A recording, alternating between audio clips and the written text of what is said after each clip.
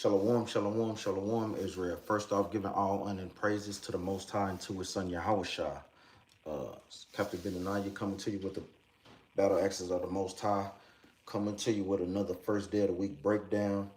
And we always say to start brothers and sisters off in the spirit. Had a great class yesterday, great Q&A. And like we kind of feed off of this same spirit, brothers and sisters. It's our job as the prophets, you men that go out there and teach on the streets, to be there for our people, to be able to teach them the understanding of the truth. You know, to break down all strongholds and misunderstandings. Shalom, shalom, Officer Yaakov and family. Shalom, shalom, Brother Don Israel. The name of today's class is This Truth is Treasure. This truth is treasure. And we kind of want to select it. We want to touch on those things because brothers and sisters, we hear a lot of times brothers and sisters out here chasing the bag. You know, hey, I'm going to tell you, brothers and sisters, a little secret. Guess what? This truth is the bag, man. You know, it's nothing more important than this truth out there. And we have to search for this truth as hid treasure, as if we are chasing the bag.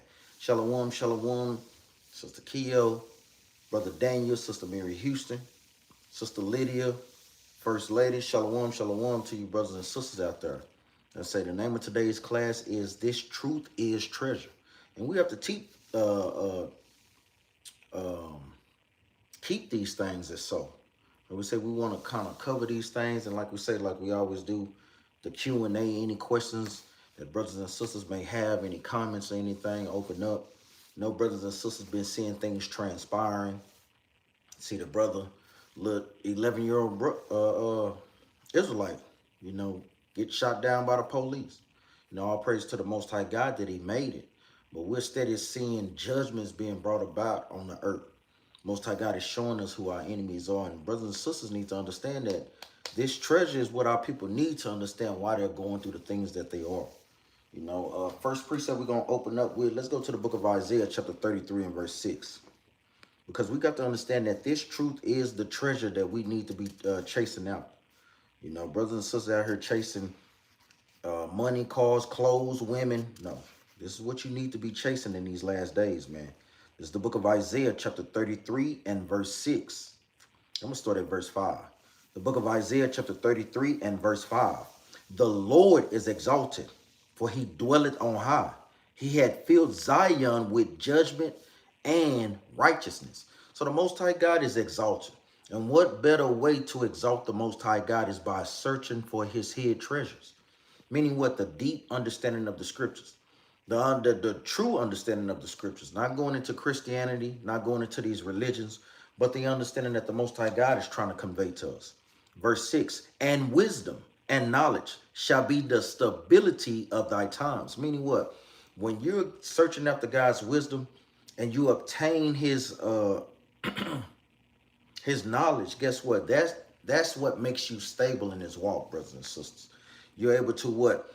Discern both good and evil.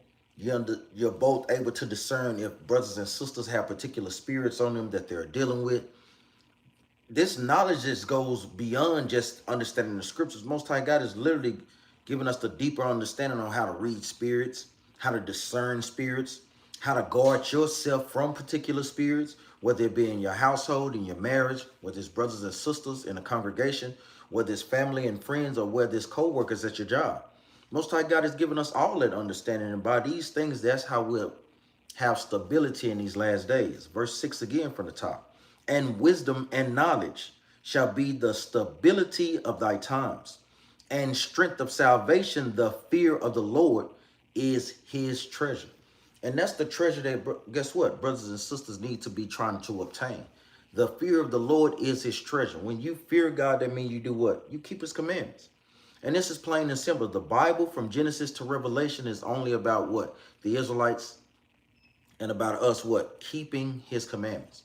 That's what our whole focus should be on, brothers and sisters. And we have to compare these things to wisdom, to knowledge, and to salvation, because that's what these things equate. Go to the book of Job, chapter 28, verse 28. Say any questions, put them in the chat. You know, we always want to go to the precepts to help build up brothers and sisters' understanding. This is the book of Job. chapter 28 and verse 28. And it reads, and unto man he said, behold, the fear of the Lord, that is wisdom, and to depart from evil is understanding. So the Most High God is showing us on how to get understanding and wisdom. You get understanding, you get wisdom, saying the same thing we just read in the book of Isaiah. Job just elaborated a little bit more. The fear of the Lord, that's God's wisdom, meaning by us keeping his commandments. And that second part is heaven. And to depart from evil, that's understanding. That's where we can see if a brother or sister is growing in the truth or if they really have understanding. And we do that all the time, especially myself when we're out there teaching, bringing out what commandments, to seeing brothers and sisters are going to hearken to the commandments or what, get in their feelings. And that's something that brothers and sisters need to be testing what, in their families, amongst brothers and sisters, amongst husbands and wives. If wives can submit unto their husbands, even when it's not convenient for them, that's when you know that you are growing in the truth. When a husband may be out of line, or vice versa, when a wife is out of line with their husband. You want to constantly do what? Check your spirit and guide your spirit by what? God's wisdom and understanding, by departing from evil. That's showing growth in the truth, and that's what we always need to be trying to obtain. That's how we what? Get the kingdom. That's how we get these treasures. And it's far greater treasures. We're talking about spiritual treasures. We'll talk about carnal treasures as well, meaning what? The literal kingdom. Meaning what? Never to work again. Walking on gold. Having all type of precious jewels. Living in castles. Living in mansions and so forth. Let's go to the book of, let me see. Let me give Isaiah chapter 45. You know, Isaiah is a very, very heavy book. Pray brothers and sisters read over these things. You know, it's the book of Isaiah chapter 45. Start at verse 3. The book of Isaiah chapter 45 and verse 3. And I will give thee the treasures of darkness. So for us going off, it's a flip side. Most High God can give us treasures of light, but he also can do what? He can give us treasures of darkness, where he what? Take this truth. Then what? Place other doctrines in our people to have our people going off, like what? Christianity today. We see our people outside of the congregation, outside of where we congregate. We see the madness that goes on amongst our nation of people, man. And it's because they don't have the Most High God's law, statutes, commandments. We see what was just going on in downtown. You know, going into what? Pride Month. You know, we seen them Battle Axes out there doing what? Rebuking our brothers and sisters. Not because we hate them, but because we're showing them the evil of their ways. Remember, the Most High God destroyed Sodom and Gomorrah for this same lifestyle that our people esteem high. Shalom, shalom, brother Dexter. So, hey, that shows you that they have a lack of understanding when it comes to God's word. Verse 3 again from the top. And I will give thee the treasures of darkness and hidden riches of secret places, that thou mayest know that I, the Lord, which called thee by thy name, am the God of Israel. So we see where the Most High God can give us treasures, meaning what? The deeper understanding of the scriptures. And he can also do what? Take this knowledge and wisdom from us as well, man. The Most High God is not playing. And we see where brothers and sisters are with what? Without this truth. Shalom, shalom, DeMarkiel Windfall. We see how we are when we don't have the knowledge of the Most High God. You know, seeing how brothers be out of order with their family, not taking care of their children, not providing for their household. Most High God is going to judge brothers and sisters for those things. Seeing how sisters is dressed out of order. You know, every brothers and sisters have this homosexual spirit, this lesbian spirit on them, this hatred, this envying type spirit. The Most High God will judge us for us not what? Keeping his commandments. Shalom, shalom, Sister Day. It's a judgment to be had if we're not searching and guess what? Digging deep for these treasures. And this treasure is going into the understanding and the words of the Bible. Let's go to the book of Colossians chapter 2 and verse 6. This is the treasure that brothers and sisters need to be digging for. You know, this is what you need to have your spiritual metal detector on, constantly going over what? The Bible. How it's constantly going off when you done found some gold or some silver. Well, guess what? It's gold and silver throughout all the scriptures, man. Our people just have to be able to what? To receive these things. This is the book of Colossians, chapter 2 and verse, what did I want?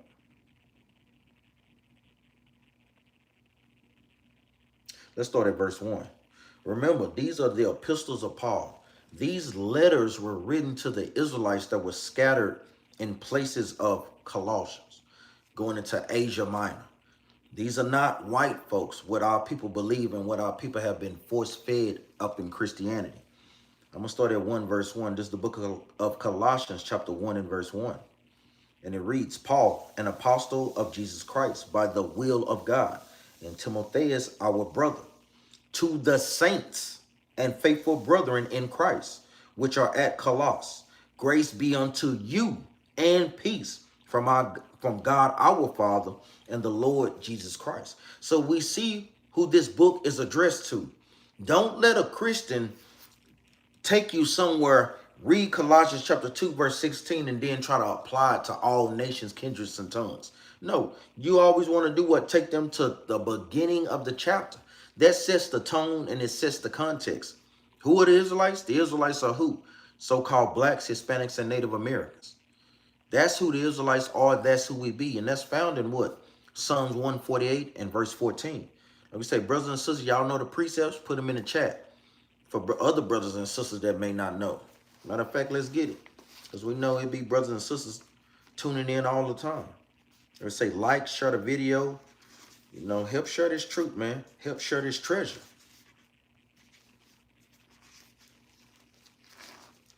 This is the book of Psalms, chapter 148 and verse 14. He also exalted the horn of his people, the praise of all his saints, even of the children of Israel, a people near unto him, praise ye the Lord. So throughout the scriptures, we see that, guess what? The Israelites are the saints. Mother Teresa is not a saint. Pope Alexander is not a saint. The Pope over there right now in Rome is not a saint. The only saints are the Israelites. You always want to hold Christians to the fire on those things too. Don't let them wiggle, brothers and sisters, man. Because I'm going to tell y'all, you sisters going to have understanding of the scriptures too. Because remember, Satan always does what? Come at the woman first. Because she's what? The weaker vessel.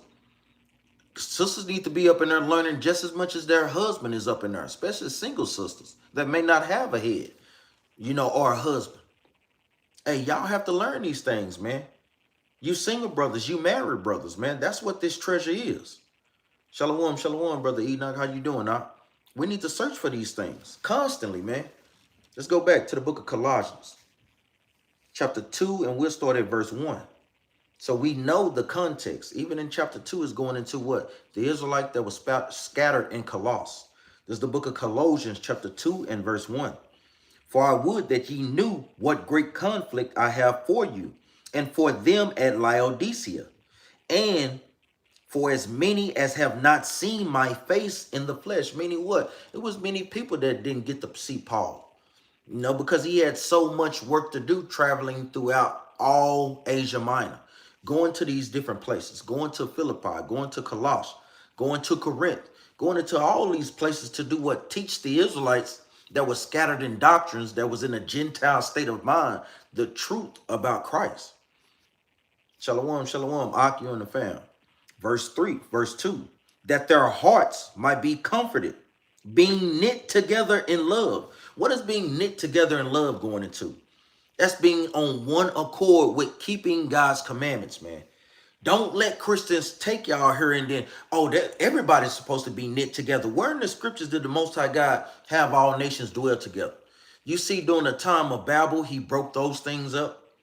You see, the Most High God always break those things up because guess what? The other nation influences our people a lot of times and have our people going off. So the Most High God always commanded the children of Israel to be what? Sanctified, to sever ourselves from these other nations, from their doctrines, from their philosophies, from their mannerisms, from their traditions. Shalom, shalom, Sister Samitra. Verse 2 again from the top, that their hearts might be comforted. And how are we comforted? We're comforted through the scriptures. Knowing that, guess what, we the Israelites, and that the kingdom of heaven is only for us. Think about it, brothers and sisters. How better are we now that we have and have obtained this truth and the Most High God has given us of his treasures? You know, just think about where you would be without this truth, man. Just think about the sisters, man. And I always want to put this on sisters' mind, and not just the sisters, but the brothers as well. That body count. You know, because guess what? Brothers not even supposed to have a high body count, but women especially are not supposed to have a high body count. Just think about all the men that sisters may have slept with. Now, just think about if you had not obtained this truth, that number probably has steady been going on and on and on, man. Think about the brothers. They would have been the same way, sleeping with everything that they could.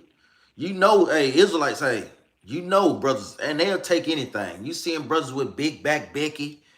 I'm talking about all type of madness out there. If brothers could put their thing in it, they would do their thing, man. Just all praise to the Most High, even just on that note. What matter of drugs that brothers and sisters would have been in? Because I was a heavy weed smoker and a heavy drug dealer. You know, we see these things, man. We would have been out here just, like you say, popping any damn thing. I'm talking about sexually and drugs. Hell, mollies and all type of madness, man. So we got to give all honor and praise to the Most High God for him giving us and letting us in tune with his treasure. And guess what, brothers and sisters? We got to keep digging for these things, man. Verse 2 again from the top, that their heart might be comforted, being knit together in love. And we know what love is. Love is what? The keeping of God's commandments. Stop letting Christians teach y'all that it's this ushy, mushy thing, man. That was not real love in Christianity, man. Real love is what? Keeping the commandments. Because if you are loving your brother and your sister according to the Bible, guess what? You won't do them no harm. Guess what? You're going to love them. You're going to show affection to them. You're going to not envy them. You're not going to hate them. That's what God's laws are based upon. This is what real love according to the Bible is. Because guess what? People can give you hugs all the day, and guess what? They spirit not right. It says, and unto all riches of the full assurance of understanding, to the acknowledgement of the mystery of God. Because it is a mystery. Guess what? Christianity ain't figured it out yet. They don't know that. Guess what? We got to keep the commandments. They all say that they love Christ, but then when Christ tell them what to do in Matthews 19 and 16 to make it to the kingdom of heaven, they don't do it. They always want to do what? Go to Paul's writings. Like Paul is saying something different from Christ. And it makes no sense. They don't understand what the real treasure is. It says, to the acknowledgement of the mystery of God and of the Father and of Christ. So we see how the Most High God separate them as well. Verse 3, in whom are hid all the treasures of wisdom and knowledge. The Most High God has given us hid treasure. Meaning what? The true understanding of the Bible is just now being on the planet Earth again, man. Let's prove that. Let's go to the book of Daniel. We got to praise the Most High God for giving us the true understanding of this book and not all nations, man. That's why we're constantly able to confound these wicked religions. Esau, boy, I'm talking about just probably about a million out there on the streets, man. And it's going to continue to be that way because they don't have the true understanding. This knowledge have been sealed. This is the book of Daniel, chapter 12 and verse 4. And it reads, but thou, O Daniel, shut up the words and seal the book, even to the time of the end. Many shall run to and fro, and knowledge shall be increased. So the Most High God told Daniel to do what? Seal up the book. These were prophecies, meaning what? Stop the understanding from the Bible from going out. This thing has been hid. That's why when we're telling them what they need to do to obtain salvation, they looking at us crazy. That everybody is not going to be saved, they looking at us crazy. That's how we know that this is the truth. Because guess what? Christ said, this truth shall be preached all over the world, then shall the end come.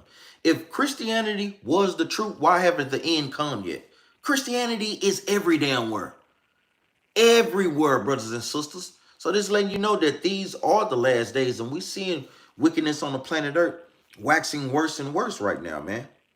I'm going to read that again. But thou, O Daniel, shut up the words and seal the book, even to the time of the end. Many shall run to and fro, and knowledge shall be increased. And we know that this is the end because knowledge is increased many folds now. Now you can just, guess what? Touch screen, see people on the phone. Guess what? Pull up any type of information from your phone. You no longer have to go to a library. I mean, everything is basically at your fingertips or at your voice command, man. That's knowledge being increased in these last days, man. That's what these things are. But it wasn't given to everybody. Let's go to the book of Matthew. Like we said, if brothers and sisters have any questions, let's go to the book of Matthew, chapter 19, verse 21. Brothers and sisters have questions, put them in the chat, man. That's what we're here for. If brothers and sisters got any smoke, anything, we take all questions, man.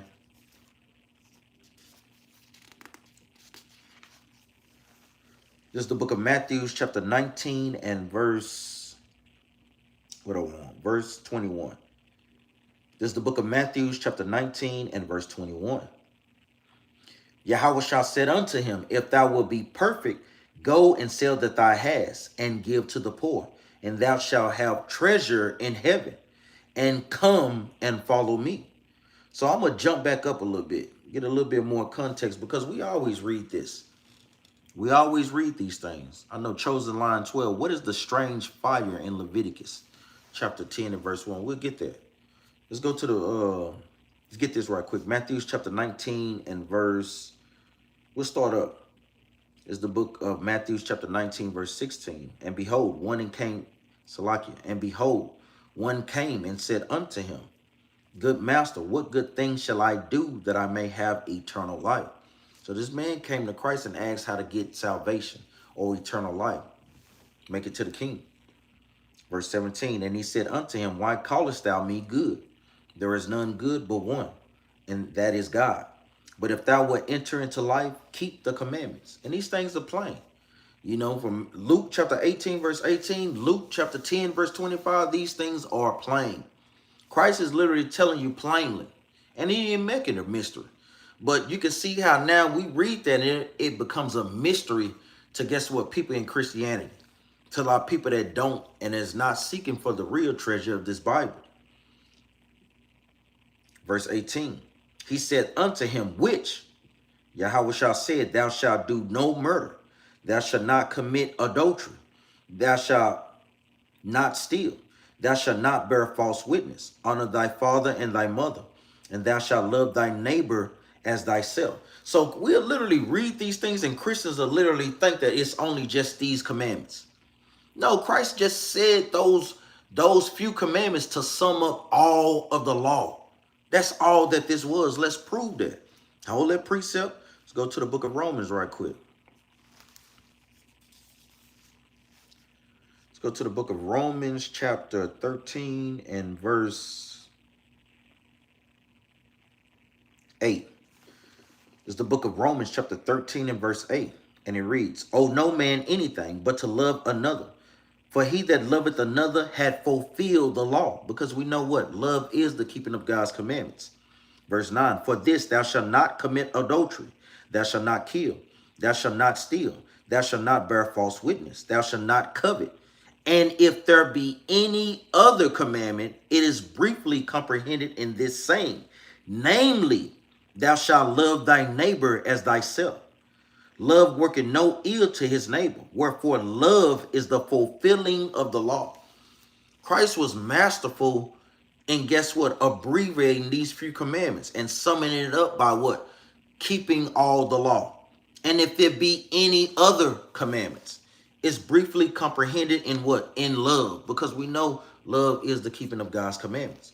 So don't let Christians fool y'all by going there, oh, I'm supposed to love you by giving you a hug. Man, that's not love according to the Bible. And you got to hold them on those points, man. Let's go back. Matthew chapter 19 and verse 20. The young man said unto him, all these things have I kept from my youth up. What lack I yet? Yahweh shall said unto him, if thou wilt be perfect, I'm going to read it again. If thou wilt be perfect, go and sell that thou hast, and give to the poor, and thou shalt have treasure in heaven, and come and follow me. Verse 22 is the point. But when the young man heard that saying, he went away sorrowful, for he had great possessions. Meaning what? He couldn't leave those things behind to follow Christ. Christ was promising this man the kingdom of heaven. He probably could have been ruling with one of the 12s, man. And he cast all those things behind because of the possessions that he had. When you would have got 1,000-fold, even 1,000,000-fold in the kingdom, man. Brothers and sisters got to make sure that they're constantly searching for this truth as hidden treasures. Because he thought that that earthly treasure that he obtained while he was alive before Christ was actually giving us the kingdom, he thought that was the real treasure. No, the real treasure is when the Most High God sent Christ to set up his real kingdom in heaven, man. Brothers and sisters want to make sure that we don't follow in that mindset, man. That's why it's pivotal to constantly do what? Go through the scriptures, man. I know Brother Chosen Line 12 said, what is the strange fire in Leviticus chapter 10, verse 1? Let's get it. Let's go to the book of Leviticus chapter 10 and verse 1.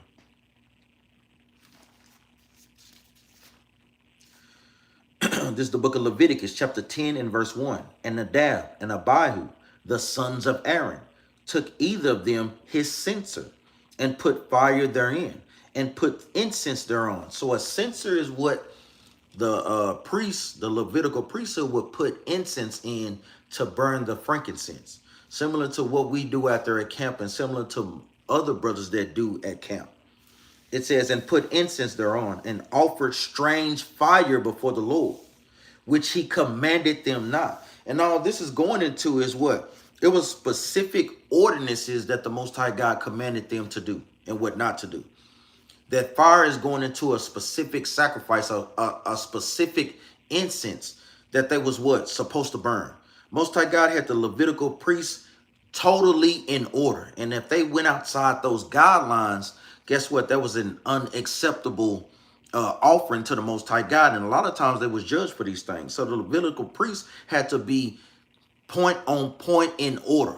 That's why I was saying even in the New Testament, it was some things that our forefathers could not bear. Because the Most High God was strict as hell in the Old Testament. I'm going to read it again from the top. It says, and Nadab and Abihu, the sons of Aaron, took either of them his censer and put fire therein and put incense thereon and offered strange fire before the Lord, which he commanded them not. And there went out fire from the Lord and devoured them, and they died before the Lord. So that strange fire was going into an offering that they was not giving orders to do. That's all that that's going into. So guess what? Even with the account of one of Aaron's son, when they barely touching the Ark of the Covenant. Remember, we have to be in order to even approach. You have to be the holiest of holiest even to approach unto the Ark of the Covenant. And people was put to death. The Most High God was not playing any games in that day. Let's go to, try to get some more on that. What do I want?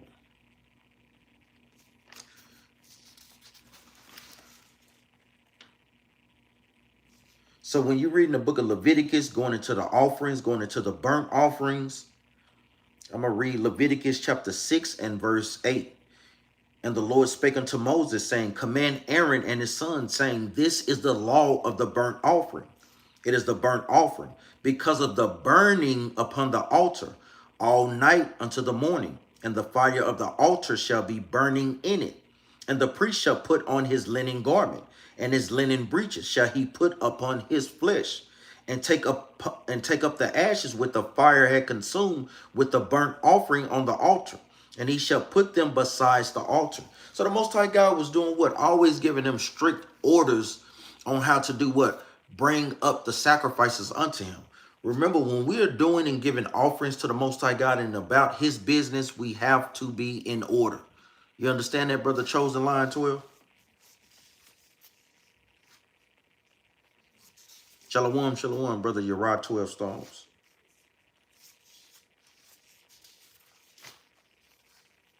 Not that it's literally going into, like we say, the fire, but it's going into that offering that they sent up to the Most High, because it's only one type of fire. You know, even when you read in the book of 1 Ezra, chapter 4, you know, when he was asking Ezra, did he know the weight of fire? You know, not that it was just some different fire that the Most High God had put out there. Do you understand that, Brother Chosen Line 12?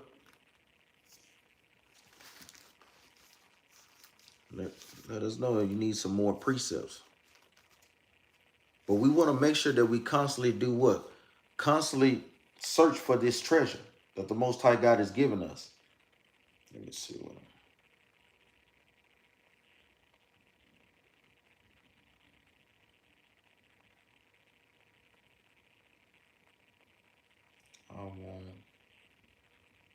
Proverbs chapter 2.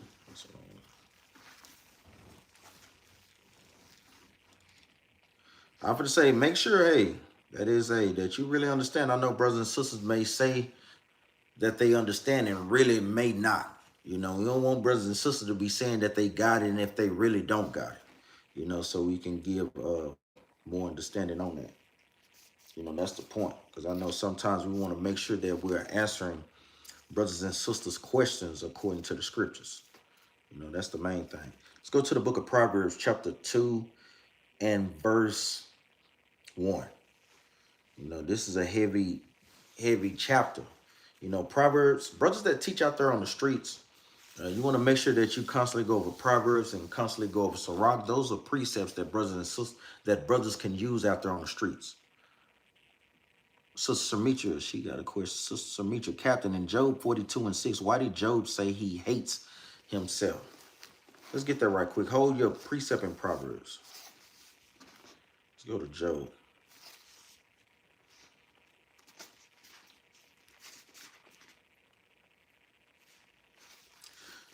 Job chapter 42 and verse 6. This is the book of Job chapter 42 and verse 6. And it reads, wherefore I abhor myself and repent in dust and ashes. Meaning what? Job was trying to humble himself. He understood that the Most High God was bringing judgment on him. So he wanted to do anything that he could to do what? Take that judgment that the Most High God was doing off of him. So even when things come about, and this lets you know, remember the scripture said that Job was just and perfect. Just because you are keeping the commandments don't mean that the Most High God is still not going to take you through things, brothers and sisters, man. We got to stop thinking that. And brothers have to have the right judgment, even when it's brought up on council. Hey, when we seeing things constantly happen to brothers and sisters, it don't necessarily mean that they out of order. You know, so you want to make sure that you're wise as a serpent, harmless as a dove. Because Job is a perfect example of that. Remember, the Most High God was just doing what? Doing that. He had Satan doing that to do what? To test his strength or his faith in his walk. It's the book of Job, chapter 42. Let me see. Let's start at verse 1. It's the book of Job, chapter 42 and verse 1. Then Job answered the Lord and said, I know that thou canst do everything, and that no thought can be withholden from thee. Who is he that hideth counsel without knowledge? Therefore have I uttered that I understood not, things too wonderful for me, which I knew not. Here I beseech thee, and I will speak. I will demand of thee, and declare thou unto me. I have heard of thee by the hearing of the ear, but now my eye seeth thee. Wherefore I abhorred myself, and repent in the dust and ashes. Because when these things are brought upon us, guess what? You can get a little weak in the faith, man. You can get a little weak when judgment is steady brought upon us. But that's why the Most High God is doing what? Giving us the understanding. That's why even in the book of Psalms, it says that what? We know more than the ancients. Because even at this time, Most High God was giving revelations to Job that us now did not, that we have obtainably. Knowing that, guess what? We may go through a lot. And you want to make sure that you don't what? Sin with your tongue. You want to make sure, or you get weak in the faith. That's what these things are going into. Verse 6, wherefore I abhor myself and repent in dust and ashes. And it was so that after the Lord had spoken these words unto Job, the Lord said unto Eliphaz the Temanite, my wrath is kindled against thee. Because his friends, his so-called friends, was giving him what? Wrong judgment. You know, speaking out of turn. So the Most High God was doing what? He was going to judge them too. Remember, the Most High God is going to constantly test our faith. Whether he take your money, financially, whether he take your health, whether he take what? Family and friends away from you. Guess what? That's why we have to constantly do what? Go over the scriptures. Seeing what Job went through. His wife turned against him. He lost his children. He lost all his substance. Guess what? The Most High God brought health. He went through literally all those things, man. We can barely take a damn paper cut in the truth, man. Like you just not gonna make it, man. Come on, man. That's why we have the scriptures to, guess what? To comfort us in this truth, man. Let's get there. Let's go to the book of John. You understand that, Sister Shamitra? This is the book of John, chapter 14 and verse 26. But the Comforter, which is the Holy Ghost, whom the Father will send in my name, he shall teach you all things, and bring all things to your remembrance, whatsoever I have said unto you. So the Comforter is going into the scriptures. The Holy Ghost is going into the law, statutes, and commandments. This is what comfort us in what? In our trials and our temptation and our lack of faith. When we read the accounts of how Job dealt with these things, then we know that, guess what? Let's get it. 1 Corinthians chapter 10, verse 13. One of my favorite scriptures.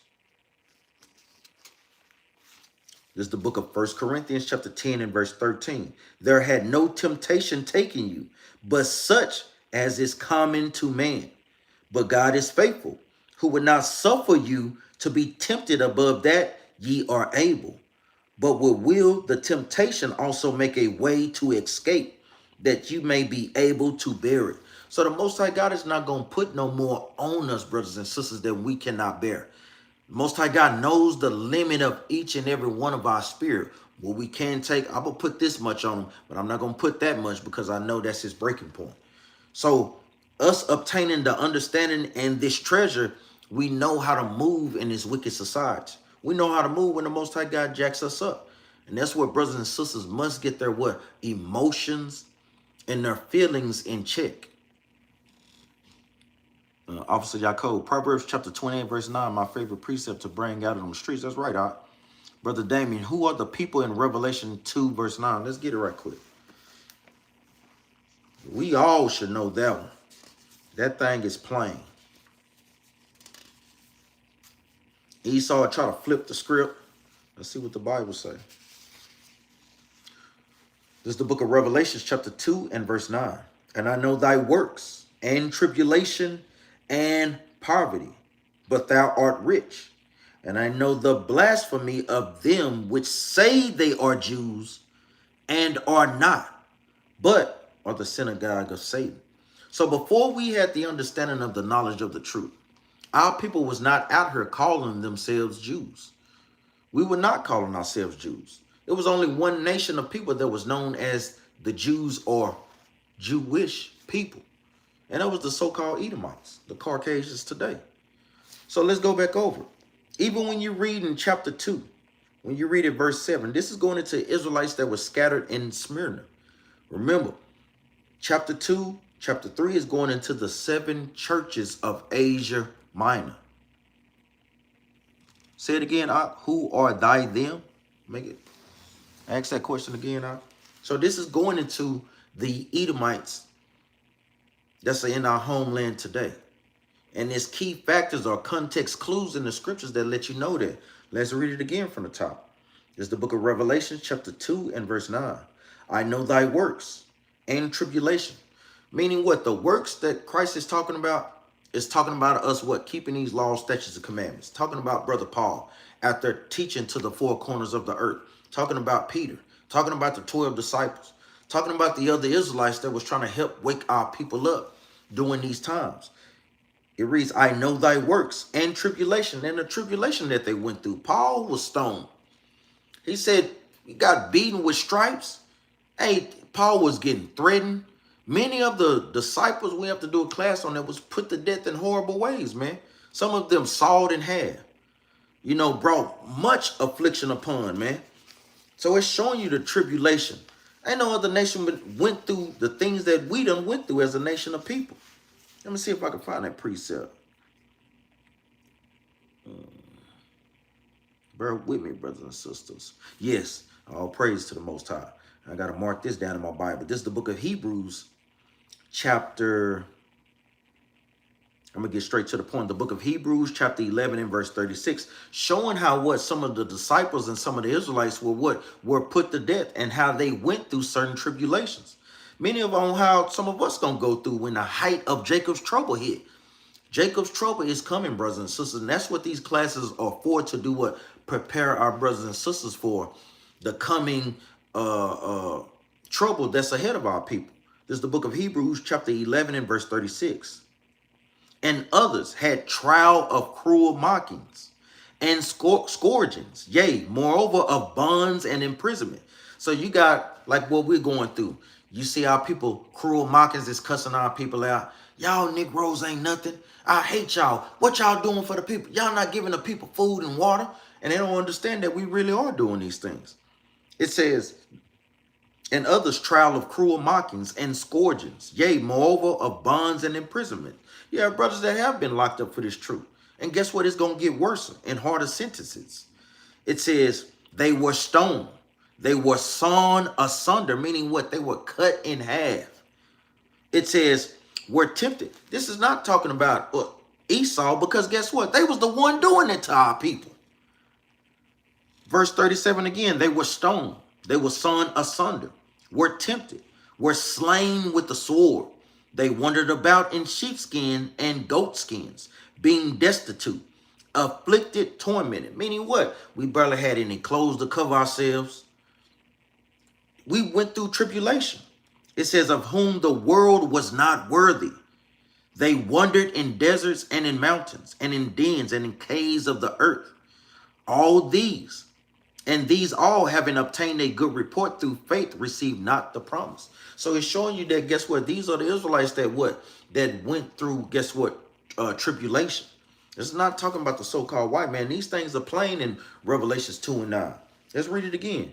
This is the book of Revelation, chapter 2 and verse 9. I know thy works and tribulation and poverty. This can't be talking about the so-called white man. Because guess what? They're literally rich. They're the richest nation on the planet Earth, especially the Jewish people. They own Hollywood. They own the Diamond District. They own all the banks. You got the Rothschilds. You got the Bilderbergs. You got all these people that make all these money. Own the banking system. Let's see. We'll check it out. It says, and poverty, but thou art rich. Meaning what? We're the rich ones because guess what? The kingdom of heaven and all the benefits pertain to us. Shalom, shalom, brother Ash. How you doing, Doc? Glad to see you on here, man. It says, and I know the blasphemy of them that say they are Jews and are not, but the synagogue of Satan. Meaning it's a nation of people calling themselves God's chosen people. And God said that they are not, but that they are the synagogue of Satan. Come on. You know, these things are very, very elementary. You know, and brothers and sisters, don't be fooled by dumb Christians or stupid apologetics that's trying to twist the understanding. Well, no, what that's really talking about was, well, how y'all saying y'all the Jews now? It's talking about y'all that's saying y'all the Jews now. That cannot be talking about us now. Because guess what? We're the ones in poverty, in tribulation. How can we be going through these things? We didn't know our nationality. We didn't know who our heritage was. I mean, it makes no sense. This has got to be talking about Esau, Idumea, or the Edomites, according to the Bible. Then you what? Precepted with Revelation chapter 3, verse 9. Let's get that precept that you said, all right? Let's go to the book of, let's say, Wisdom of Solomon 2 and 16. See if that is a good precept for it. It said 2 and 16. This is the book of Wisdom of Solomon, chapter 2 and verse 16. We are esteemed of him as counterfeits. He abstaineth from our ways as from filthiness. He pronounceth the end of the just to be blessed, and maketh his boast that God is his father. That's a great precept for that, because that's what they do. They say that we're the counterfeits, you know, and that they make their boast that they're of God's. That's a great precept. That's what brothers should have. It says, verse 17, let us see if his words be true, and let us prove what shall happen in the end of him. For if the just man be the son of God, he will help him and deliver him from the hand of his enemies. So they always boasting, bragging. They know that they're not God's chosen people. Most High God is doing what? Giving us their innermost, darkest thoughts, man. That's why the Bible is a treasure. No other book where you can literally get the mind of the other nations and how they really feel about our people, man. This thing there is very, very heavy, man. Very heavy, man. Chosen line 12. I asked, what do the archangels do? Well, remember, it's different levels of angels. You know, you have the archangels. You know, you have angels like, let's get it, like Michael, that fight for our nation. And we've been bringing this out. I know we brought this out in the Q&A Let's bring it out again. Let's see what the Archangel Michael does. This is the book of Jude, chapter 1 and verse 9. Yet Michael the archangel, when contending with the devil, he disputed about the body of Moses, durst not bring against him a railing accusation, but said, the Lord rebuked thee. So the Most High God is giving us a sight on what the Archangel Michael does. The Archangel Michael fights on our behalf, both on a physical level and on a spiritual level, to where Satan may have demons coming after us, and guess what? The Archangel Michael come and fight for us. We're going to get that account. Let's go to the book of Daniel. Let's prove that. The Archangel's job is very, very heavy. Let's go to the book of Daniel, chapter 10 and verse 13. I'm going to start at verse 12. This is the book of Daniel, chapter 10 and verse 12, giving you a little more insight on what the Archangel Michael's job is. Daniel chapter 10, verse 12. Write these precepts down. Then said he unto me, fear not, Daniel, for from the first day that thou didst set thine heart to understand and to chasten thyself before the Lord thy God, thy words were heard, and I am come for thy words. So the Most High God also sends what? Shalom, shalom, Keenan, brother Keenan, officer Keenan, how you doing, huh? So the Most High God also sends the Archangel Michael to heal us, what, spiritually. In this account, in this context, Daniel was praying and fasting for 3 weeks. And Michael was letting you know, from the first time you threw up your prayers and your fast, your affliction, I heard you. Let's see why it took so long for the prayers to be answered, though. Verse 13. But the prince of the kingdom of Persia withstood me 21 days. So think about it. The angels are the most powerful beings that the Most High God have created, man. Can't no man withstand an angel. So when it talks about princes, this is going into spirits or demons that the Most High God has set up over particular kingdoms. This thing is very heavy. This is what was blocking what? Daniel's prayers and his fast from being heard upon the Most High. Most High God sent the Archangel Michael to bind that spirit. So guess what? His prayers can be called up. So this is one of what? The jobs of the Archangel Michael. It says, but the prince of the kingdom of Persia withstood me 21 days. But lo, Michael, one of the chief princes, came to help me, and I remained there with the kings of Persia. So we see what Michael's job is to fight for us on a spiritual level and on a physical level. Let's prove the physical level. This is the book of Daniel, chapter 12 and verse 1. And at that time shall Michael stand up, the great prince, which standeth for the children of thy people. And there shall be a time of trouble, such as never was since there was a nation, even to that same time. And at that time thy people shall be delivered, every one that shall be found written in the book. So we see that, guess what? The Archangel Michael fights for us as a nation of people. He's sending spirits that's out there. Guess what? The Most High God sent the Archangel Michael to do what? Bound those particular spirits. But you have to be a what? A beloved of the Most High God, man. Let's prove more on that. Let's go to the book of Revelation chapter 12, showing you one of the jobs of the Archangel Michael. So how many archangels are there? Brothers and sisters, put it in the chat. How many archangels are there? If y'all know. And how many are talked about in the Bible? I got some trivia questions for y'all now. How many archangels are there, and how many are talked about in the Bible? While we go to Revelation chapter 12. Officer Yaakov, you should know this.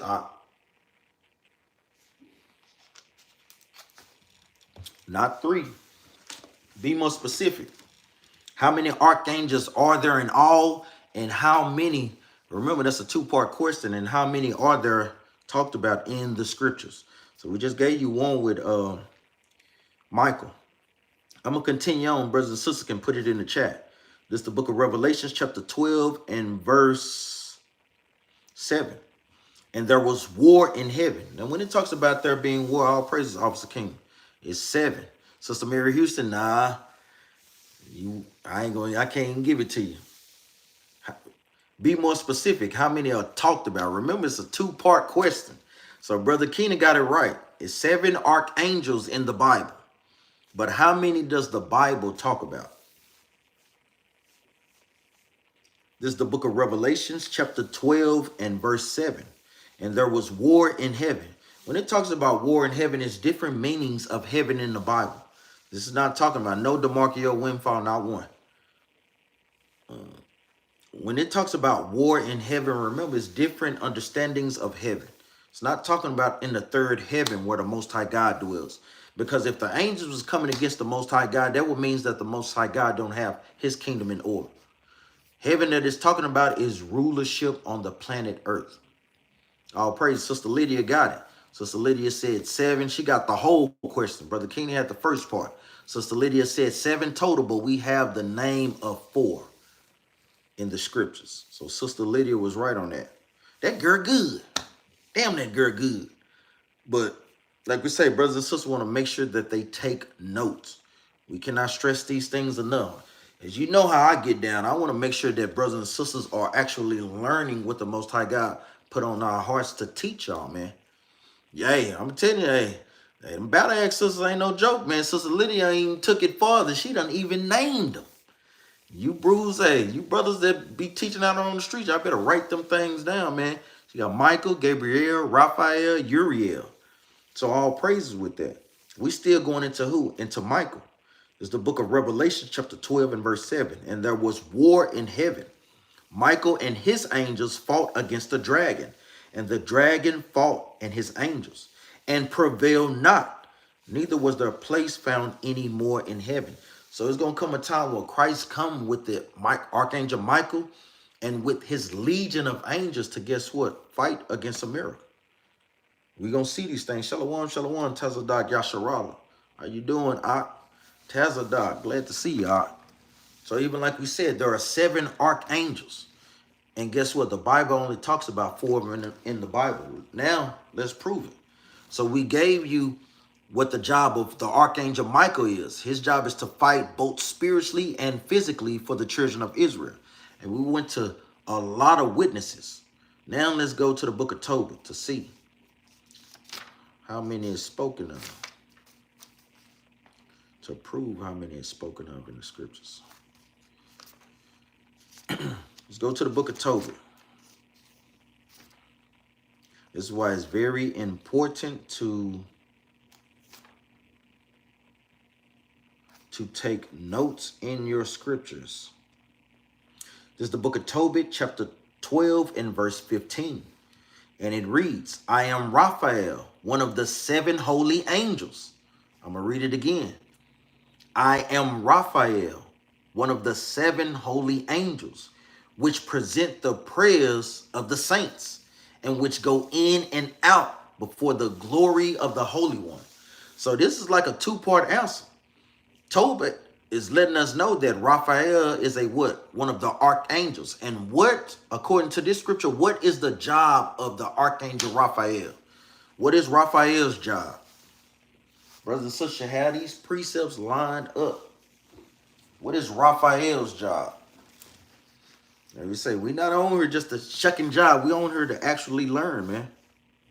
What is the job of Raphael, the archangel? Because, see, I got it precept over here, but not in Tobit. Even like we say, even leaders take more and more notes, man. Like we say, if you have leaders taking notes, who the hell are brothers and sisters not to take notes? No, that lets you know that you don't want to perfect your craft. Let it have been that basketball, or let it have been that damn football, boy. You out there perfecting your craft. Or let it have been track. You running through the drills. Guess what? Those scriptures are drills within itself. You learning precept upon precept. Guess what? You have to perfect your craft to, guess what, be an efficient teacher out there on the streets. You know, conveying a lot in little words. Because a lot of times our people don't have time. So guess what? We have to get this truth out there. That's right, Sister Mary Houston. He take the prayers up to the Most High. So when we throwing up prayers to the Most High God, guess what? Raphael is the angel that takes them and send them up to the Most High. Let's prove that. Make sure y'all write that precept with this precept. Let's go to the book of Revelations, chapter 8 and verse 1. I'm going to tell you, Revelations is a heavy, heavy topic, man. It's a heavy topic. Jerome Parsons got it. All praises out. This is the book of Revelation, chapter 8 and verse 1. And when he had opened the seventh seal, the seventh seal is going into us being in the kingdom. And when he had opened the seventh seal, there was silence in heaven about the space of half an hour. And I saw the seven angels, showing you another precept for what? For the book of Tobit, chapter 12. These are precepts showing you that brothers can link up. That is seven archangels. And I saw the seven angels which stood before God, and to them were given seven trumpets. And another angel came and stood at the altar, having a golden censer. And there was given unto him much incense, that he should offer it with the prayers of all the saints upon the golden altar which was before the throne. So it's showing you the administration of each angel. You just don't have angels up there and that's just coming and going, hey, what you doing? Oh, I'm going down to heaven, do my own thing, man. No, Most High God has jobs for the angels. It's order. It's showing you that Michael is the chief priest. You got Gabriel. Everything is in order. Most High God has his set angels. They're on top, they're in the middle, and they're at the bottom. Shalom, shalom, E-Love is real. How you doing? Shalom, shalom, Mark. King Kels. How y'all doing? Verse 4. And the smoke, because remember, the Levitical priest is mimicking what is done up in the third heaven. When they give the golden censer, the censer is what we put frankincense and myrrh in. You know, it's as a sweet savor to the Most High. So they get that from what? From the Archangel Raphael. It says, and the smoke of the incense, which came with the prayers of the saints, ascended up before God out of the angel's hand. And the angel took the censer and filled it with fire of the altar and cast it to earth. And there were voices and thunderings and lightnings and an earthquake. Meaning what? When we get to the kingdom, we're steady sending up prayers to the Most High God. Remember, God hears our prayers. Remember, we're going to be all righteous. So this is letting you know when we throwing up those prayers to the Most High God, those prayers are going to be answered immediately. Lord, bring destruction. Give us power to, guess what? Go over there and shut China down, man. Send 2 or 3, 144,000 over there to get things in order, man. Hey, it ain't going to be no joke when brothers and sisters get into the deepness of the scriptures, man. Those prayers are going to be answered immediately. That's why he cast it to earth, man. Showing you that great power that comes behind when we righteous as a people. The Most High God answers our prayers, man. This thing is heavy, man. We can go on and on. Let's get Gabriel. Gabriel's name means the Uriah Salaki. But let's talk about Gabriel. What is his job? So we see Archangel Michael. He's as a soldier to do what? Or as a general to what? Fight spiritual and physically for the children of Israel. Let's see what Gabriel's job is. Let's go to the book of Luke, chapter 1 and verse 19. There's the book of Luke, chapter 1 and verse 19. And the angel answering said unto him, I am Gabriel, that stand in the presence of God, and am sent to speak unto thee and to show thee these glad tidings. So the Archangel Gabriel's job is to do what? Relay messages and give understanding from the Most High. And that's what his job was, doing what? Coming to what? To Yahweh's mother and giving her understanding that she was going to what? Get pregnant, conceive, and have Christ. Even on this, he's always sent. It says, verse 21, and the people waited for Zacharias and marveled that he tarried so long in the temple. Because what? The Archangel Gabriel was relaying messages to Zachariah that, guess what? He wasn't going to die till he had seen Christ's birth. Let's jump down. Verses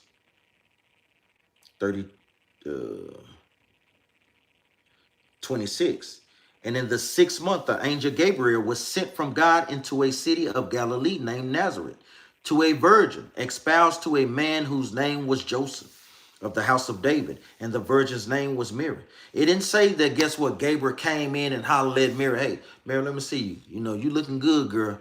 Let me get that thing and put your house up in you. No, that is not what Gabriel was sent to do, man. Remember, she was already promised to somebody that she did not know. So if Gabriel had done that, for one, I'm pretty sure if he had angel's not even made for that. But if they did, but she probably would have exploded, man. Like, come on, man. Be serious about the scriptures, man. The Most High God is not sending no angel down there to, like what Ox said, pop Mary, man. That stuff is wicked as hell, man. Most High God didn't even make angels to do that. That comes from these stupid books that our people read that's not grounded in the Bible, man. Our people need to wake the hell up.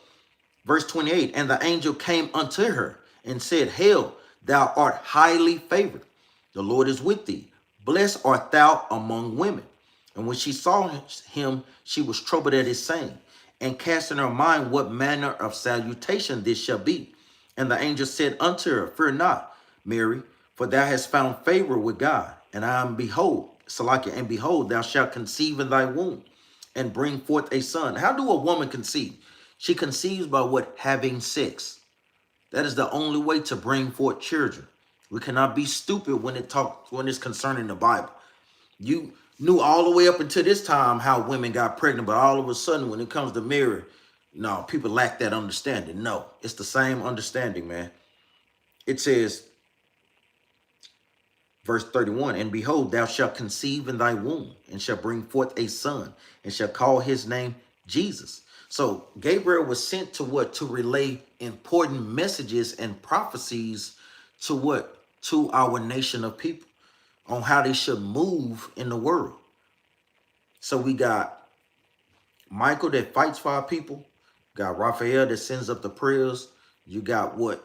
Gabriel to what? Send messages from the Most High, man. That's like you getting a text message from the Most High, man. But in person, man, boy, that's the type of level that, guess what, brothers and sisters need to be praying for, man. To, guess what, build up brothers and sisters' faith in these last days. But you see what these beloved people did. Daniel fasted for 3 weeks. Zacharias, him and his wife Elizabeth, hey, they had a known reputation for being righteous all their days, man. So this is something that brothers and sisters want to keep in mind. Oh, yeah, man. You know, angel, Gabriel came and talked to me. Brother, when the last time you fast? Oh, brother, I don't fast. Brother, get the hell out of here, man. Brothers is not trying to hear that, man. 1 or 2 day fast. No, we talking about 3 weeks, man. Literally putting in the work to what? To afflict your body. Let's go to the book of 2nd Ezra, showing you what the Archangel Uriel does. So this is a heavy thing. We got a class on it, Brother Damien. You know what I'm saying? That goes deeper into it. This is the book of 2nd Ezra, chapter 4 and verse 1. And the angel that was sent unto me, whose name was Uriel, gave me an answer. So we know that Uriel means light bringer. Meaning what? Uriel is sent to give our people deeper understanding of the scriptures and to relay what? Light unto us. Verse 2, and he said, thy heart had gone too far in this world, and thinkest thou to comprehend the way of the Most High? Then said I, yea, my Lord. And he answered me and said, I am sent to show thee 3 ways, and to set forth 3 similitudes by thee, whereof if thou canst declare me one, I will show thee also the way that thou desirest to see, and I shall show thee from whence the wicked heart cometh. So the Archangel Uriel was sent to do what? Bring light or bring understanding to beloved people of the Most High God. So we see that it's what? 7 archangels, and we see that the Bible only talks about 4 of them and what their jobs is. I know that'll take a lot, but hey, it is what it is. Let's get back. Let's go to the book of Proverbs, chapter 2. Remember, we got to search for this truth as hid treasures, brothers and sisters. It's the book of Proverbs, chapter 2 and verse 1. My son, if thou wilt receive my words and hide my commandments with thee, so shalt thou incline thy ear unto wisdom and apply thine heart to understanding. Yea, if thou criest after knowledge and lifted up thy voice for understanding, if thou seekest her as silver and searchest for her as for hid treasures, then shalt thou understand the fear of the Lord and find the knowledge of God. Man, that thing send chills to my spine, man. That's some heavy stuff right there. Meaning the Most High God want us to constantly do what? Put in work to obtain this hid treasure, man. To really go through these precepts and really want to understand the breakdowns and parables that the Most High God is trying to convey to us. Like we say, even with me, need to be reading more and more, going over the parables of Christ. I'm going to start doing classes on those things, going into volume 1, volume 2, breaking down all these parables of Christ, man. You know, trying to take these things on a level that our people can really understand it. You know, like we say, conveying much in little. Shalom, obtain Antoine Smith. How you doing, Shalom family? That's what we need to be doing. We need to be searching for this truth as hid treasures, man. Let's go to the book of Sirach. Say any other questions, put them in the chat. We're going to be a long class, but y'all know how we do. This is the book of Sirach, chapter 51 and verse 23. And it reads, draw near unto me, ye unlearned, and dwell in the house of learning. So the Most High God is constantly telling us to dwell in the house of learning. The house of learning is going into God's laws, statutes, and commandments. Verse 24, wherefore are ye slow? And what say ye of these things, seeing your souls are very thirsty? Most High God is heavy with his wordplay, man. I'm going to read verse 24 again. It says, wherefore are ye slow? Meaning the Most High God talking trash to us. Are you dumb or something, man? You got all these scriptures and you still don't know who you are according to the Bible?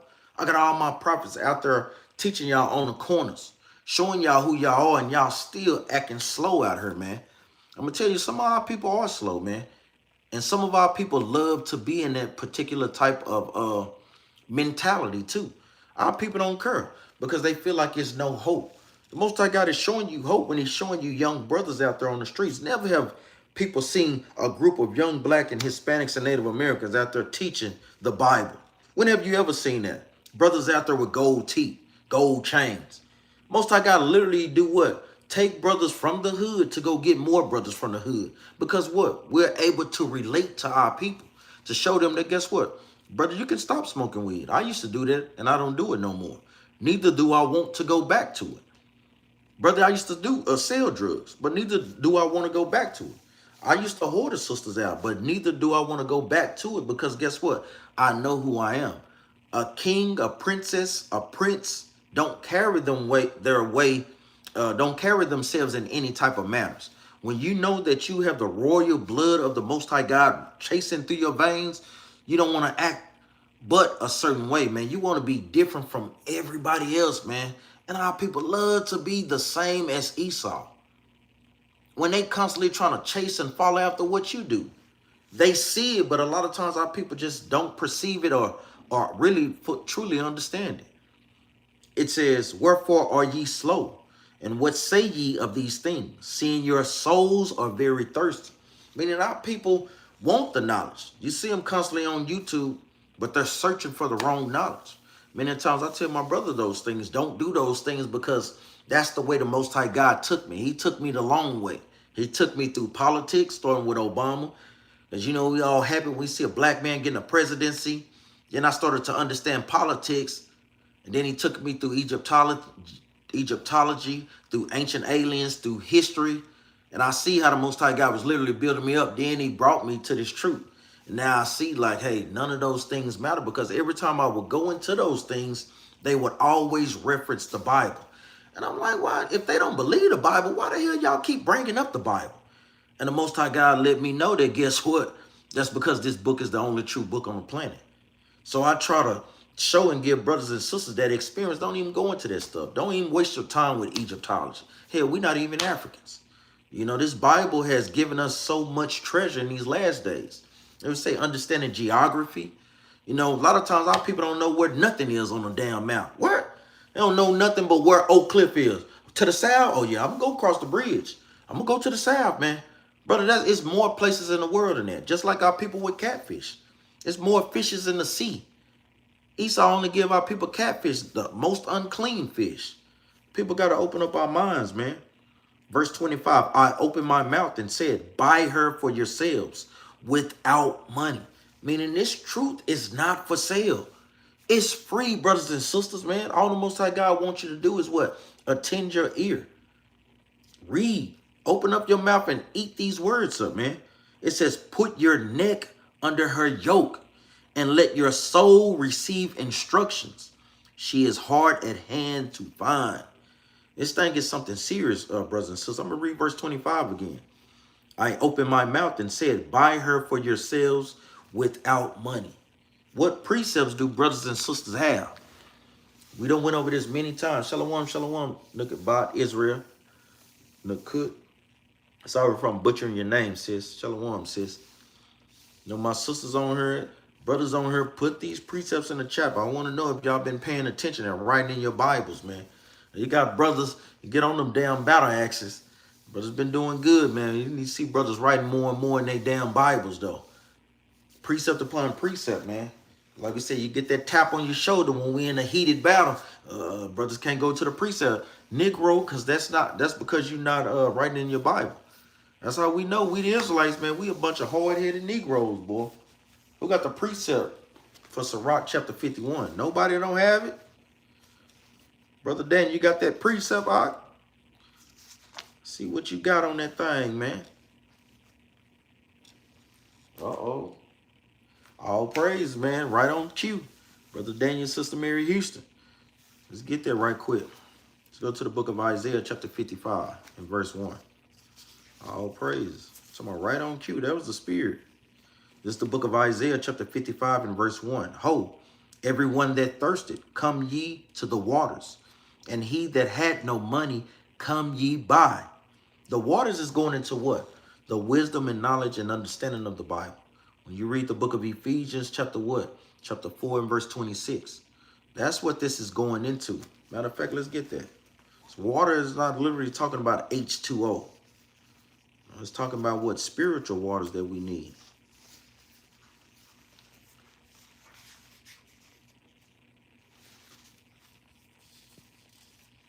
So like it 5 and 26. This is the book of Ephesians chapter 5 and verse 26. That he might sanctify and cleanse it with the washing of water by the word. So the word is that water that we need to constantly be trying to buy. This is the book of Isaiah chapter 55 and verse 1 from the top. Ho, everyone that thirsted, come ye to the waters, and he that had no money, come ye buy and eat. Remember, when you're eating, is going into what? Do you literally eat water? No, you drink water. That's how I let you know that it's going into the word. Precepting with what? Ezekiel chapter 3 verse 1. Eat that thou findest, eat this word. It's our job to what? Literally read the Bible. Get the understanding and then do what? Teach our people. It says, ho, everyone that thirsted, come ye to the waters. And he that had no money, come ye buy and eat. Yea, come buy wine and milk without money and without price. Wine is going into what? The deeper understandings. The milk is going into what? The basics. You need to get the deeper understanding and you need to be getting what? The basics. And this stuff is without money. It's without price. What the hell is T.D. Jakes? All that money he's obtained for people to, guess what? For him to teach the people the word incorrectly. I mean, it makes no sense. Salaki, I'm about to cuss. It flicks my spirit so much. It makes no damn sense. Let's get another precept. Proverbs 23 and 23. Makes no sense. This truth is not for money. It's not for sale, man. This is the book of Proverbs chapter 23 and verse 23. Buy the truth and sell it not. Also wisdom and instruction and understanding. Most High God is constantly telling us to buy this truth. Search for this hid treasure. Take these things on, man, so you can obtain the kingdom of heaven.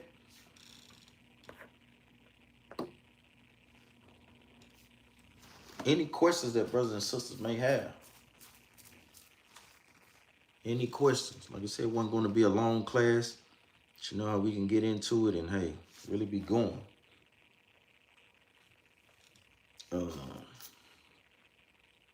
What do I want? Let's go to the book of 2nd Ezra. No, I want Sirach chapter 30. Is that what I want? Bear with me, brothers and sisters.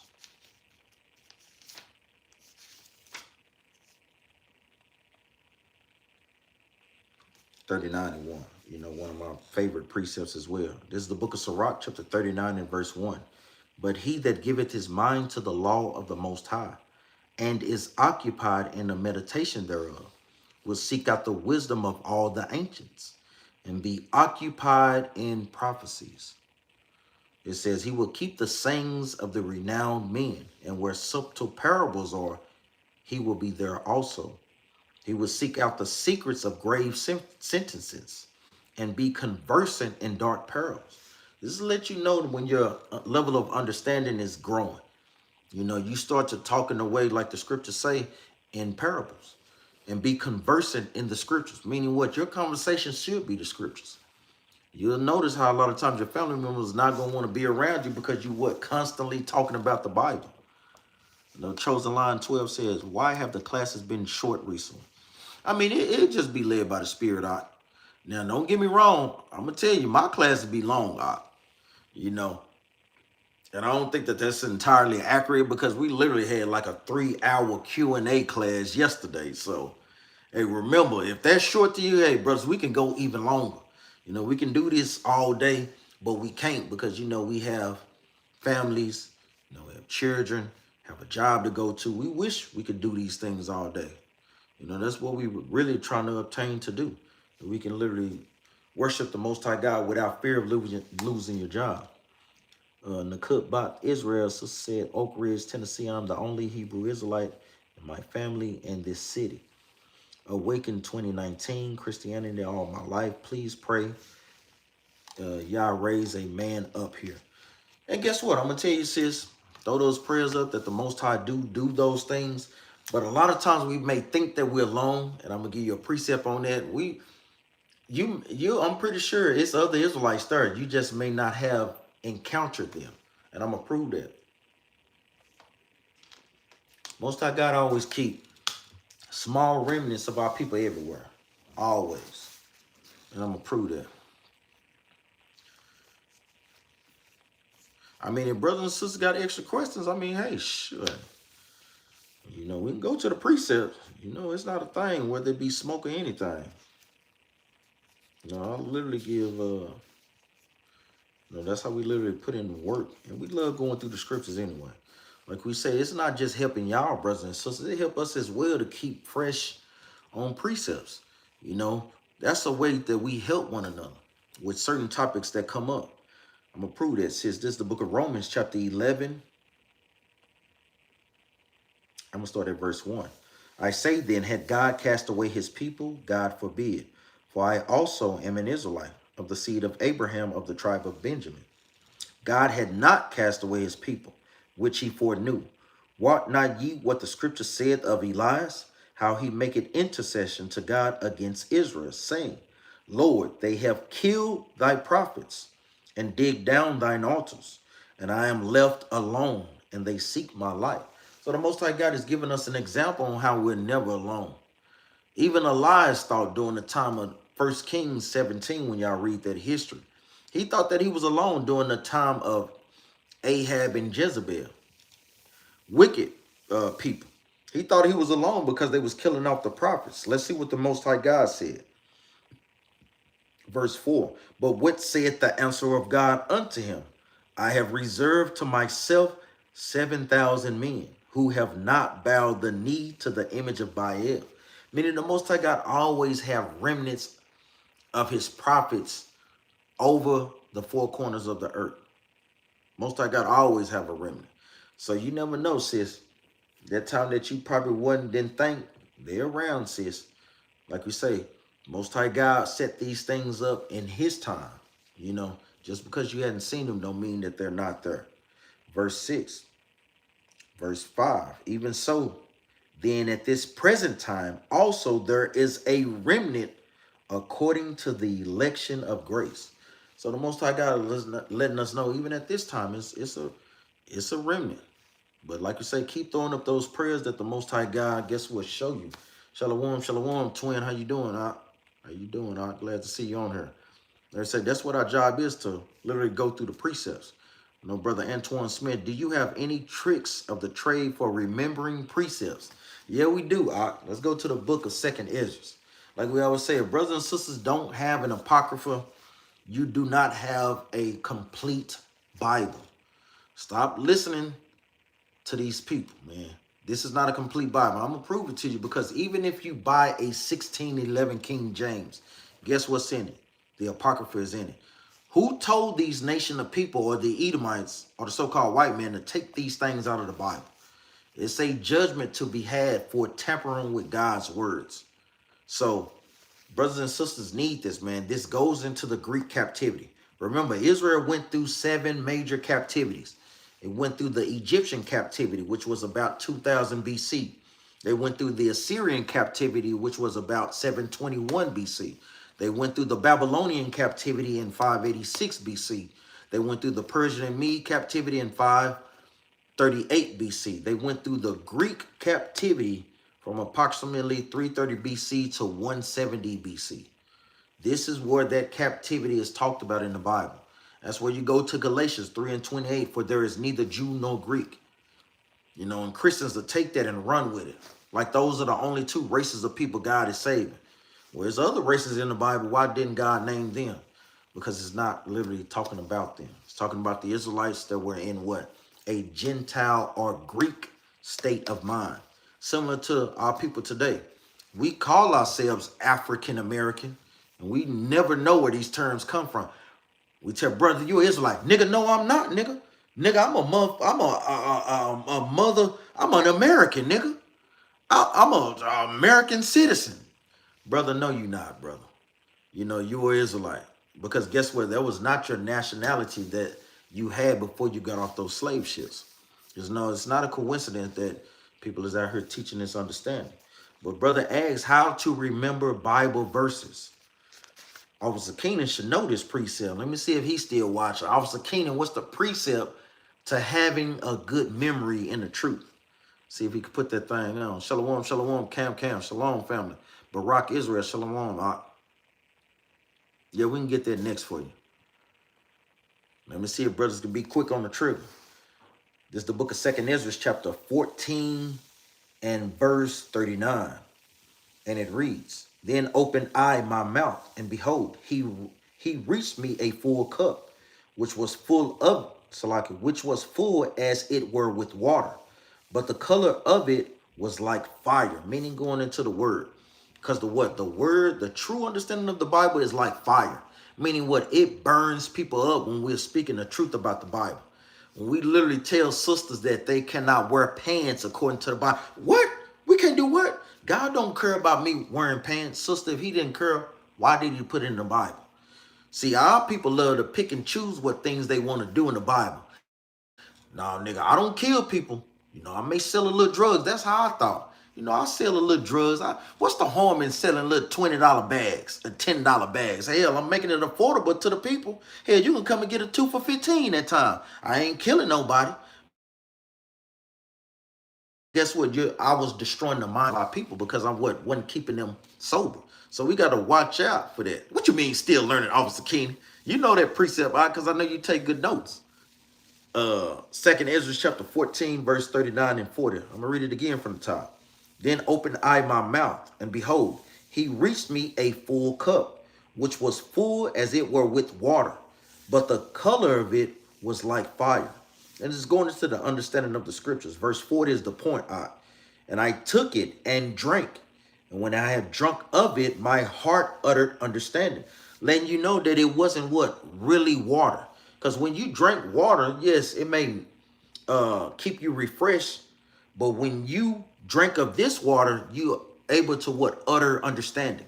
Meaning what? Break down similitudes and parables that Christ has given us. Verse 40 from the top. And I took it and drank. And when I had drunk of this, meaning in his heart, it says, for my spirit strengthened my memory.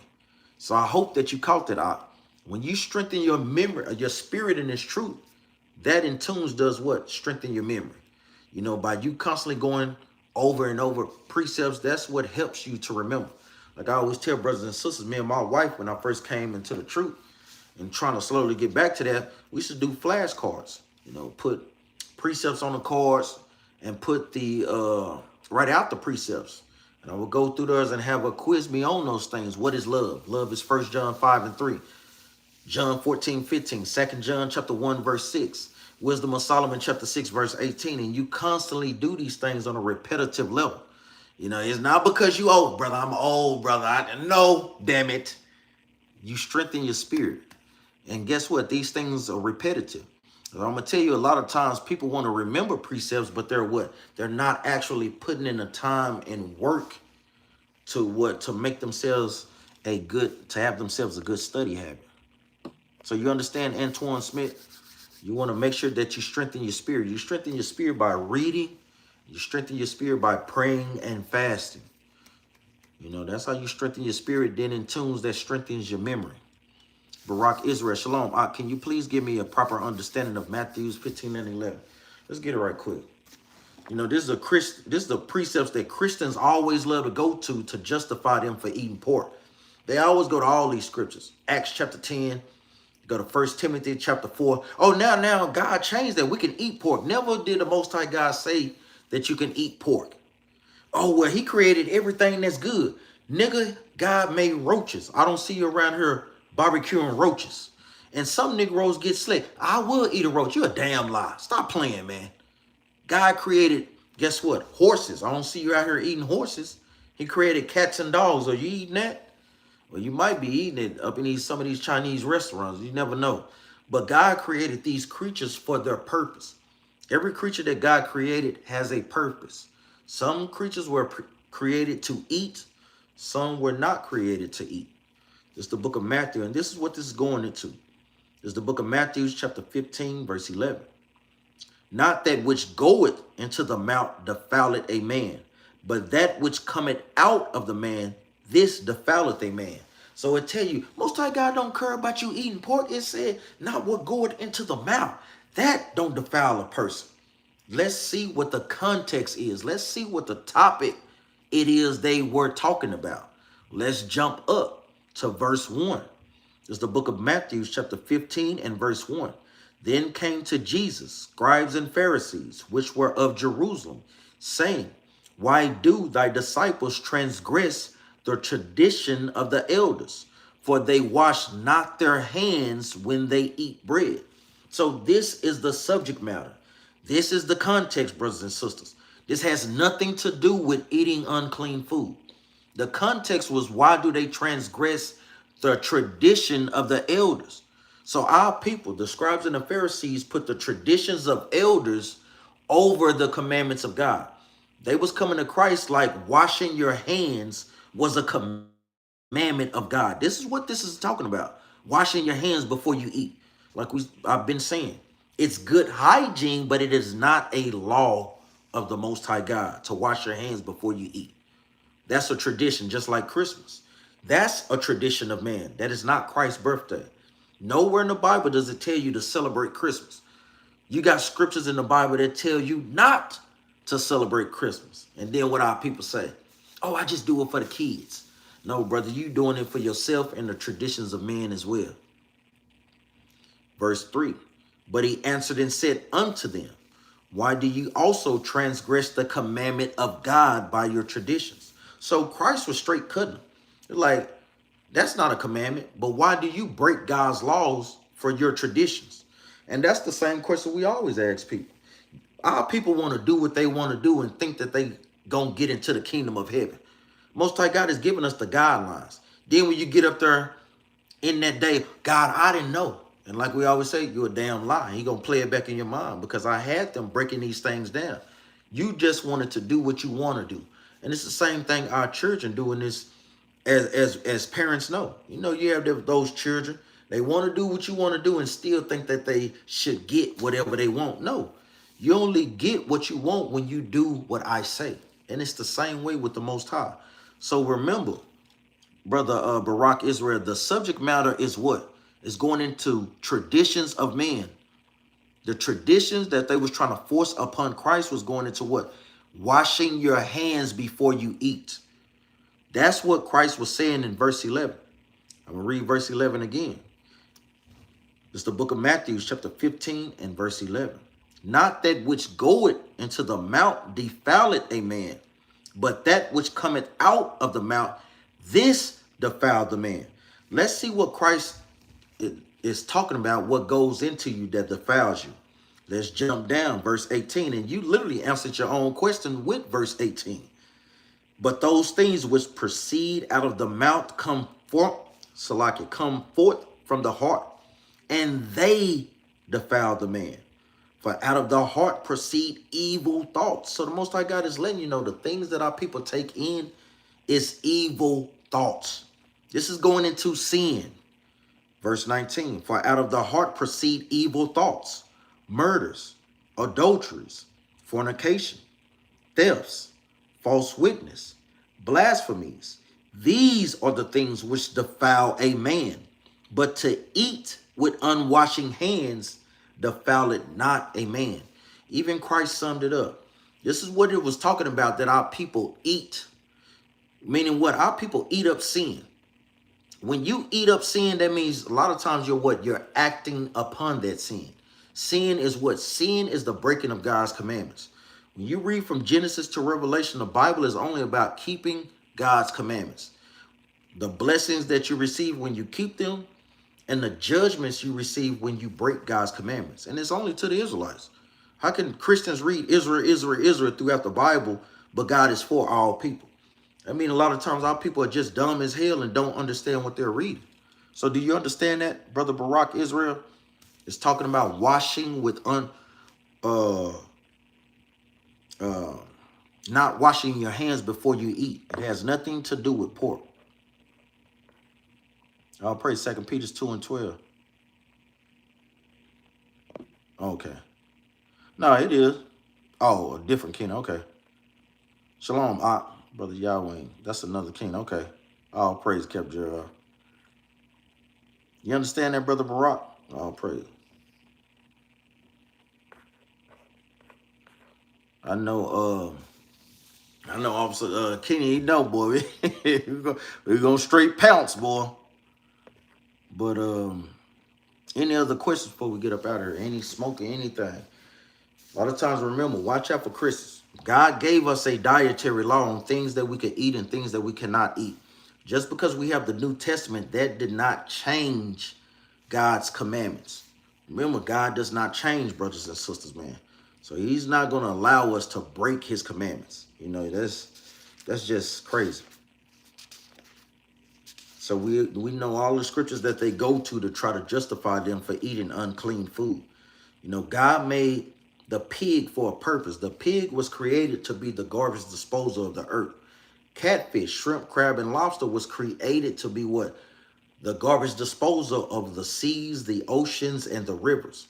That's why they look the way that they do today. You know, so we got to make sure that we're following God's dietary law as well. It's the book of Malachi, chapter 3 and verse 6. And it reads, for I am the Lord, I change not. Therefore, ye sons of Jacob are not consumed. Let's go to Hebrews chapter 13, verse 8. I mean, the Most High God don't change. So these laws are still standing today. There's the book of Hebrews. This is a precept. Book of Hebrews chapter 13 and verse 8. Jesus Christ, the same yesterday and today and forever. Meaning Christ didn't die for you to eat a pork chop sandwich. You know, like we say, we ought to obey God rather than men. Men gonna tell you and try to justify you all day. But let's see what the law say. Let's go to the book of Leviticus. Chapter 11 and verse 7. Just the book of Leviticus, chapter 11 and verse 7. And the swine, though he divide the hoof and be cloven-footed, yet he chew it not the cud. He is unclean to you. Of their flesh shall ye not eat. So we should not be eating bacon. Guess what? They have beef bacon out there. You know, Capt. Jerubbaal told me about it. He liked that thick cooked beef bacon. I don't like that stuff. This stuff be too damn thick. But I know my wife done found this other beef bacon. And I'm going to tell you, if that thing ain't good, man, that thing is good as hell. And it's more healthier than pork bacon. Pork, guess what? Is destroying our people's bodies. Most High God has clean food that we can eat. And his judgments for breaking God's dietary law. It's not a coincidence that only our nation of people are #1 in diabetes, #1 in high blood pressure. You know, you're seeing grandma with that ankle that looked like a grapefruit or looked like a damn sweet potato. I know y'all see these things when y'all go into these supermarkets. Granny walking slow. No, that's because our people are not eating healthy, man. We're eating the garbage disposals of the earth. You know, when we put those things in our body, they destroy our bodies, man, mess up blood vessels and so forth. Let's get another precept. Let's go to Deuteronomy chapter 14. It's the book of Deuteronomy chapter 14 and verse 8. And the swine, because he divided the hoof, yet chewed not the cud, he is unclean unto you. Ye shall not eat of their flesh, nor touch of their dead carcass. These ye shall ye eat of all that are in the waters. All that have fins and scales shall ye eat. So the Most High God has given us the qualifications for eating things in the sea. It must have fins and scales. Catfish has fins, but it doesn't have scales. That's right. So we see these things. We want to make sure brothers and sisters stay in the spirit.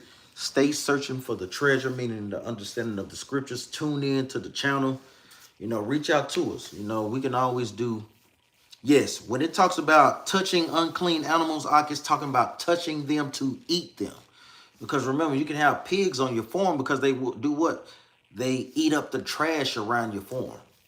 So it's talking about touching them to eat them. Remember, you stay keeping these commandments, brothers and sisters. Stay searching for this hid treasure. This truth is treasure.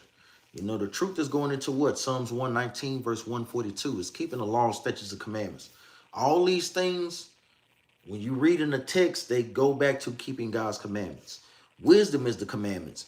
Righteousness is the commandments. Love is the commandments. All these things point back to keeping God's commandments. I pray brothers and sisters start reading the Bible with spiritual eyes. Even that's keeping the commandments. Romans chapter 7, verse 14. We can go on and on, man. So it's no excuse on why our people make excuses not to keep God's law, statutes, and commandments. You know, understand it thou what thou readest. You know, and that's what these classes are for. And if we say, I do long classes, you know, Captain Maccabee's damn show do long classes. So, you know, if any brothers or sisters have any classes that they want us to touch on, feel free to reach out to us. You know, I would say so brothers can go over these things. All praise for y'all tuning in. Share, like the videos. Help us push this truth to the 12 corners of the earth, brothers and sisters, man, so we can wake up and go the hell home. I'm tired of working. You know, I have to shut it down now because my wife have to go to sleep. You know what I'm saying? I know we kind of started a little bit late, but hey, we want to make it to the kingdom so we can constantly just be going over the scriptures and getting the deep understanding from Yahweh Shah, Lord's will, man. That's something that every brother, and that's that real treasure, man. That's that real treasure that brothers, just imagine, man.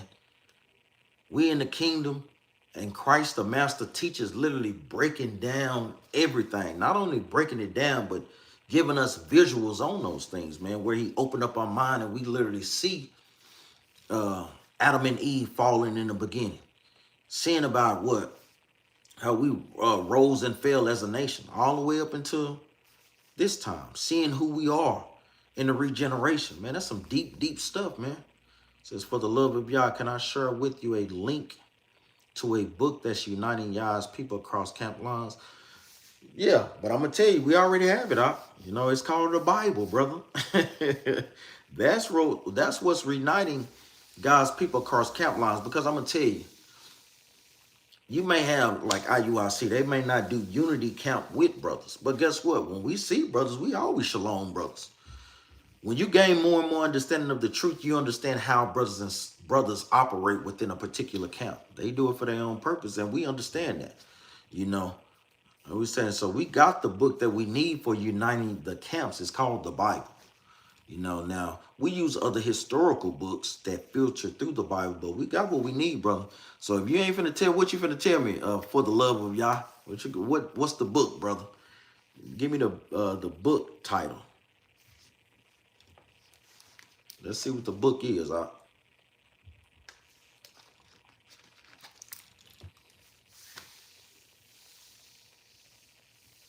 Everyone put that thing in the chats. We'll get ready to get up out of there.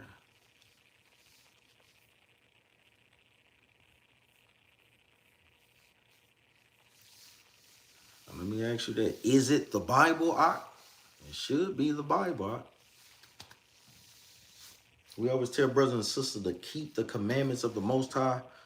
I don't know if you're a slow typer, typing what, 2 keys a minute. What was the book you was going to put for the love of Yah? Is it the Bible, or was you going to name something else?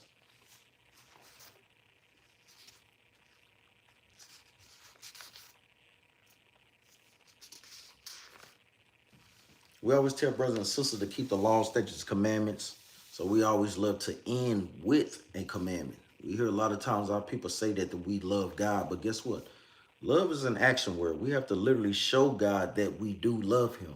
We show God that we love him by what? By keeping his commandments. You see the things that we say, we're constantly assuring our people that we literally read from the book. How many times have you seen your pastor say some things and it's not backed up by the Bible? It said the Codex 15. What is the Codex 15? Now, I know about the Codex Sinaiticus, which is the ancient Bible, the book of Sinai. You'll probably have to send me a link. I'm going to tell y'all, none of those books can reunite us or unite us but the Bible. You know, because this book is having us gather unto Christ. And Christ's job is to gather the nations. Yeah. But remember, it's the Bible. You know, we can more than welcome have a discussion on it. You know, but hey, the Bible is first and foremost. You know, this is the only book that can bring us unity. Yeah, if it says that, then guess what? You really don't need it, because the Bible is saying that and more. You know, that's how we feel. Because even the Bible tells you to beware of books.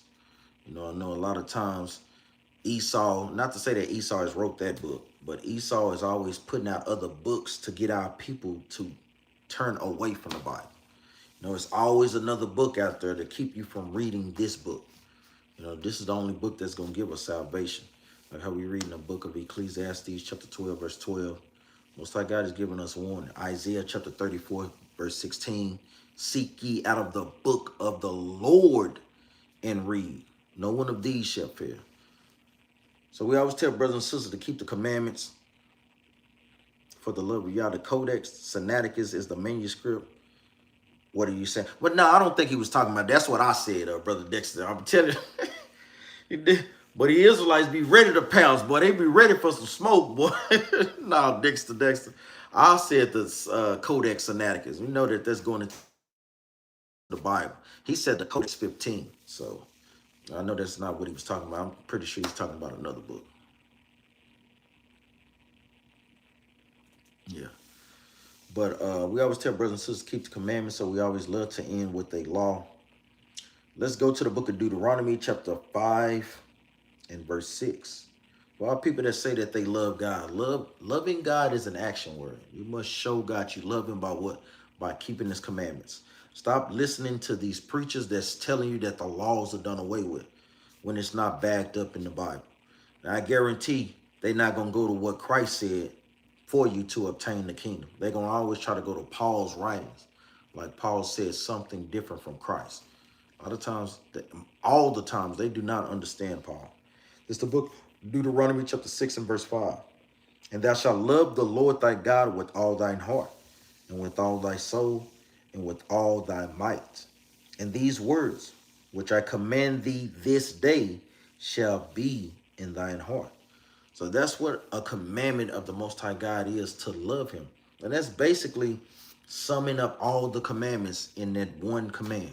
When you love God, you're going to wear fringes. If you love God, you're not going to break his Sabbath, which is Saturday. If you love God, you're not going to eat unclean food. If you love God, you're going to keep his high holy days and not the world's holidays. That's what love is according to the Bible, brothers and sisters.